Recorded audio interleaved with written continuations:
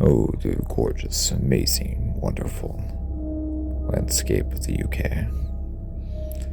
Its rolling hills, its dense forests, its jagged, rugged coastlines, its drizzly and cool climate.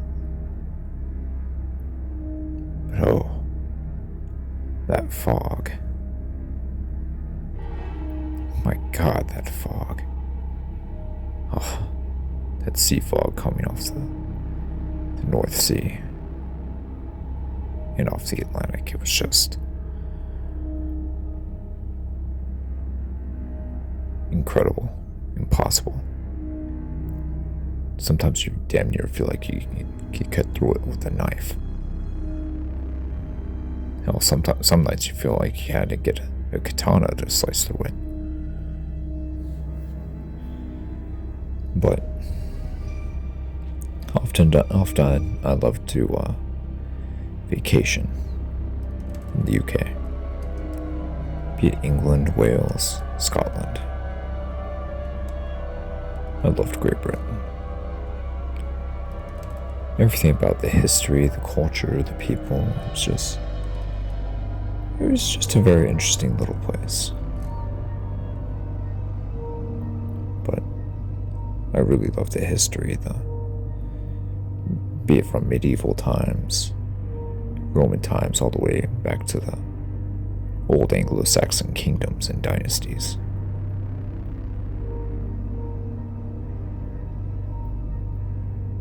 But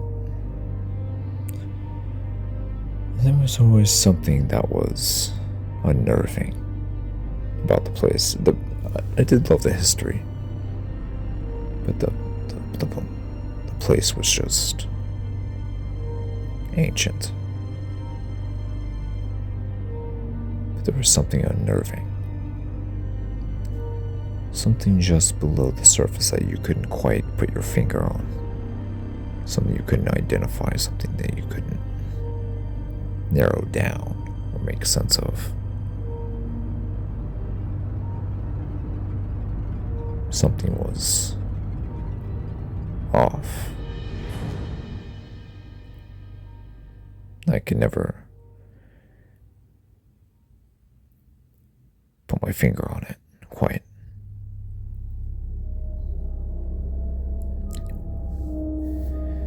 This time I was visiting London. I'd flown in the day before and was touring around the city. Big Ben and the Houses of Parliament, Buckingham Palace, Windsor Castle, the London Eye, the Tube, the British Museum. Anything and everything that you associate with the city of London, I was checking out and enjoying for myself. And one evening, I just happened upon an interesting little pub downtown, and decided to spend a few pints there. The barmaid was a very attractive young woman, red hair, piercing green eyes, and she was wearing a very lovely black leather corset. "So how long are you in town for?" she asked. "About a week or so. I'll be vacationing around London and then I might head up to Edinburgh or York, maybe to see Hadrian's Wall, maybe to see Stonehenge, I'm not quite sure yet. Maybe I'll stop by Wiltshire. It's one of the places where my ancestors are from, and I've always wanted to see it." "Ah, Wiltshire, eh? Well, sir, that's a little bit of a hairy proposition." "Hairy proposition?" "Ah, you see, that place isn't really known for, well, let's say it's not really known for its residents being diplomatic towards foreigners." "Really?" She nodded solemnly. Why, sir, you're probably better off, yeah, you're probably better off sticking around London, I think. Ma'am, can I ask you something? Hi, what is it? Are you Irish? She nodded. I am half Irish and half British, but English, technically, but I'm part Irish, yes. Oh, I see. So, what's a nice little Irish lady like you doing here in London? She smiled. I already told you. I'm half English as well. Oh, are you now? What part of England? My mom is from Wiltshire. Really? No kidding. So that's why you know all about the, residents there, eh? Aye. So, tell me more about it. What's it like? She smiled. Like I said, 'tis a hairy proposition, sir. The journey in that part of the country. Hairy proposition. Aye. We continued to talk for a little bit, and more customers came in, and she had to attend to them. I got myself a nice pint of Guinness and started to drink it a little bit. I kept on drinking and drinking till an older English gentleman sat next to me. Come in here often, sir? Yes, sir, I do come in here quite often. Oh, I fancy seeing a Yank in these parts. Tell me, what's a nice American man like you doing in London? Oh, I'm just touring around. I have ancestors that are from the UK, Wiltshire. All around the country. Not just Wiltshire, but in Scotland as well. And well, London too, technically, but it's one of the biggest cities on the continent. And, oh, yes. Just a nice little Yank enjoying his little ancestry, eh? Oh, yes, sir, and I guess you could say that. So, how long have you lived in London? Let's see. Moved here in 1809, and then, yeah. Almost 36 years. Yeah. 36 years, yes. Wow, you've lived here a long time. Almost as long as I've been alive. And cheerio, lad. Yes, I have. But there's something that I have to let you in on, my dear Yank friend. What's that? Let's just say that you best be making your way back to your hotel by the time the clock strikes 2 a.m. Really, why is that? He looked at me gravely.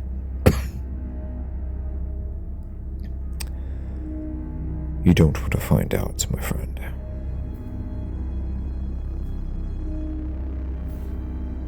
Excuse me, bartender. Can I get a pint of Guinness? Oh, you like Guinness too? He nodded politely. Oh, yes. It's just something about it. It's just sets me at ease. Oh, really? Aye. Very much so. Very much so, chap. We continued talking for a bit, and I continued with my evening. But I couldn't take my eyes off of that nice little bartender. I called her over and asked her what her name was. Oh, my name's Lily, sir. Lily, that's a nice name. My name's Tony. Ooh, short for Anthony, no doubt. Yes, it's short for Anthony. Say, are you, doing anything after your shift? She smiled. No, sir, but I really gotta get home and get rested for my other day job in the morning. Oh, what is it that you do? Well, sir, to be honest with you, I'm a bit of a writer myself. Oh, are you really? What do you write? Are you an editor, or are you a... Yeah, part-time, I'm an editor of an online magazine. Newspaper, really, but... my real passion is to write fiction.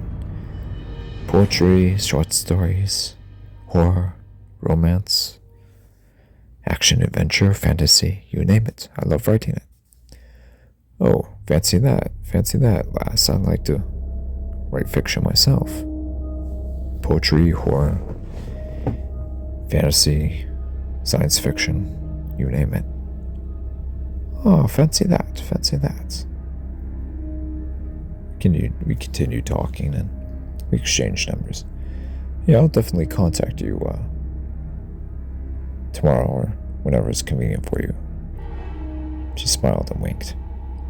Normally I don't give my number out to customers, but you're an interesting little lad. I'll give you that. She winked at me and smiled and went back to her work. Several more parties of people came in and out. Before I knew it was almost 1:30. I was almost 5 Guinnesses deep, and I was starting to feel it quite a bit. I looked at Lily again and smiled. Feeling good, Tony? I nodded. Yes, Lily, I feel amazing. Love, how are you this evening? Tony, you're drunk. No, I'm not. I laughed. Okay, maybe I'm a little tipsy, but... Oh, Lily, you got gorgeous eyes, you know that. She laughed. Okay now, Tony. Who cut that out? No, I mean it, you got gorgeous eyes, honey. She stopped and stared at me and smiled.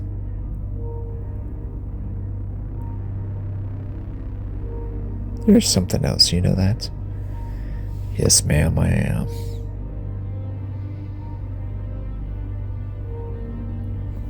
She patted me on the back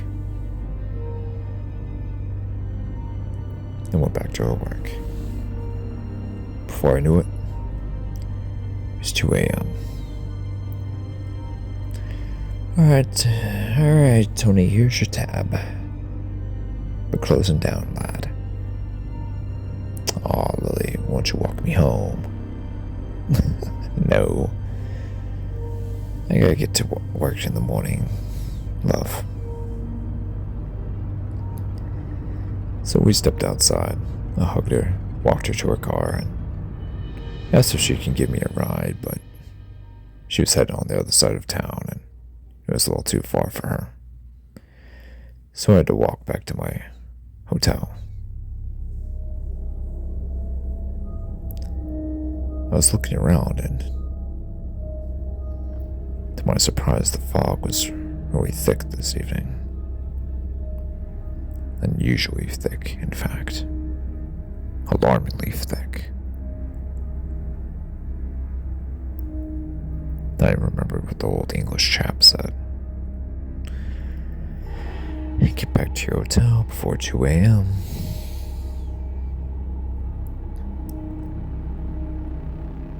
I shrugged it off.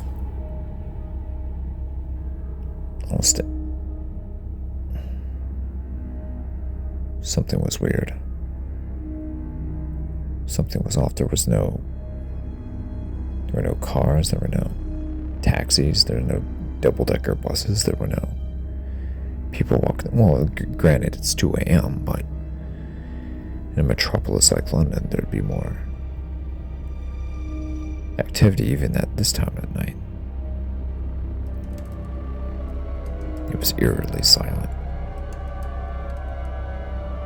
Eerily.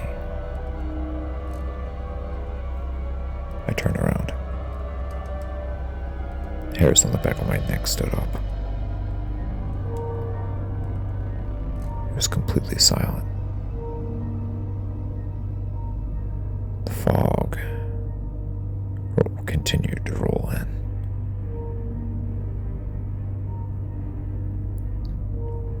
I continued to walk down the street.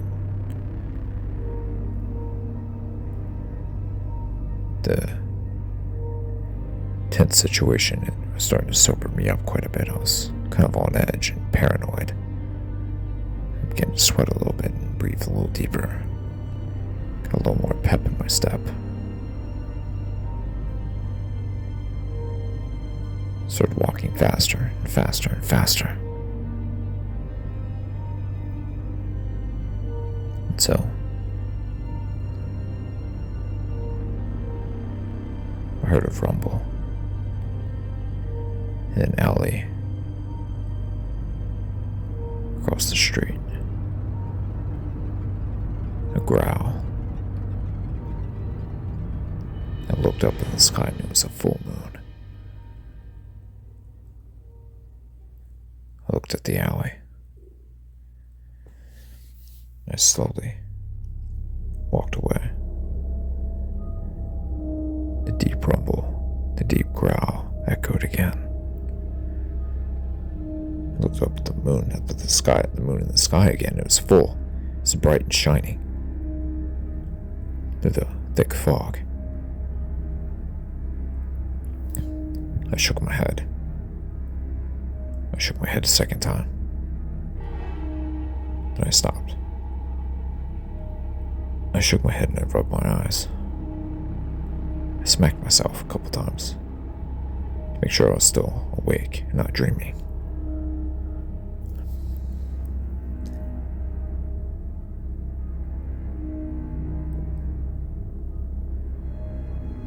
I slowly began to walk away. Every so often I'd turn my head back toward that alley, but there was no more sound. I was walking back. I still hadn't seen any taxis or cars or buses or no one walking on the sidewalk or on the road or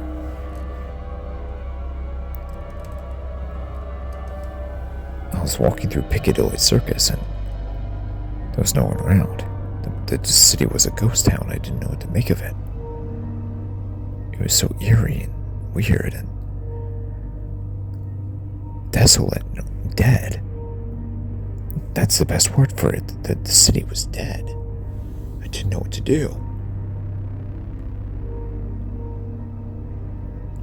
I heard the growl again just behind me. I turned around. But there was nothing there. Nothing there at all. Not next to me, not in the distance, not in any of the windows of the buildings, nothing.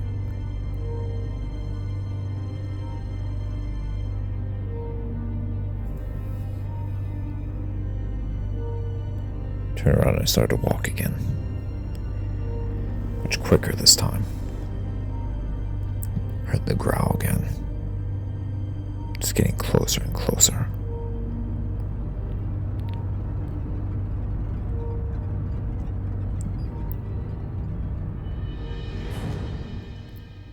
It's getting closer to my hotel.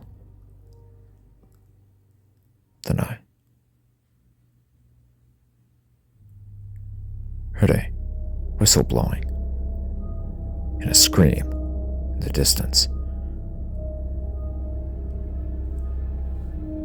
I turned around and I saw something heinous.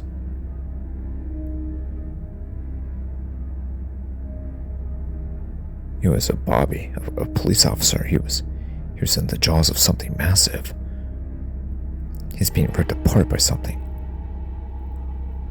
He let out one last scream and there was blood everywhere. All over the sidewalk. I screamed. I couldn't help it. I screamed. Then I was silent. The enormous thing had dragged his body into a dark alley. You could hear the flesh ripping and the bones cracking.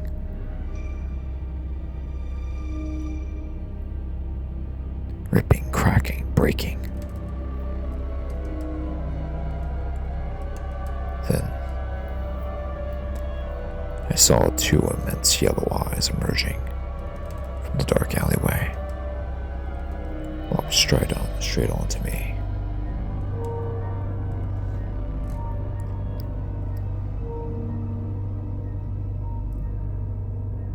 What appeared next was something out of a nightmare, something straight off the depths of hell. It was this enormous beast. This gray, black hair, fur, shaggy, long gray black hair, fur. Sort of like a wolf mixed with a lion. The beast was as tall as a horse, as long as one, and probably weighed as much as one.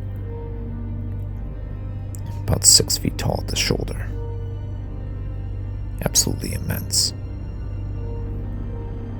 The beast had to be at least almost 900, maybe 1,000 pounds. Incredibly robust and muscular.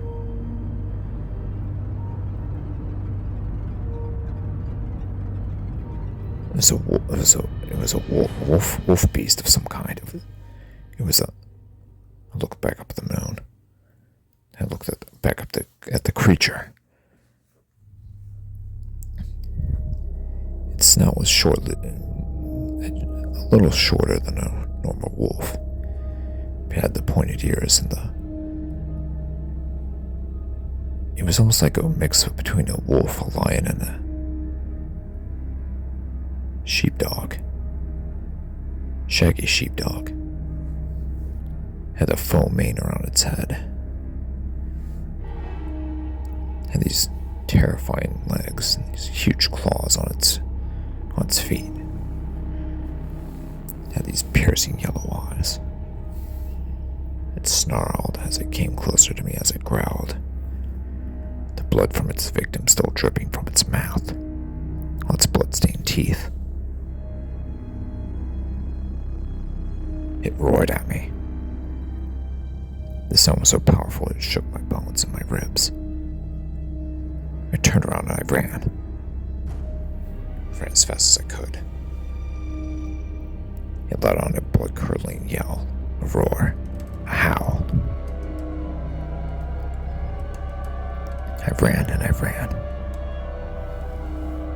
I could hear its claws against the pavement as it chased after me.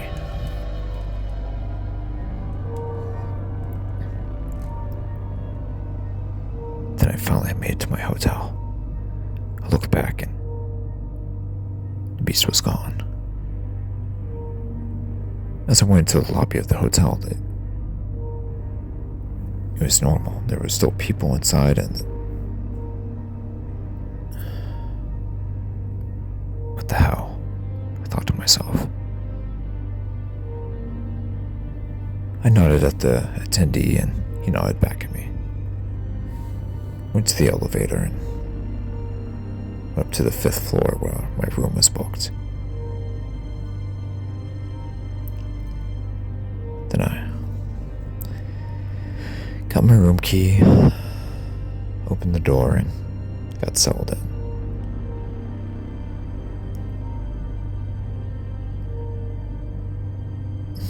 I was getting ready for bed. I looked out the window to see what it was, but there's nothing in sight.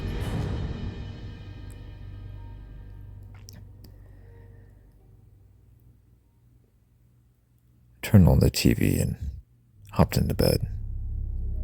The moment I switched on the lights, I could see the giant yellow eyes staring at me from a dark closet in my room.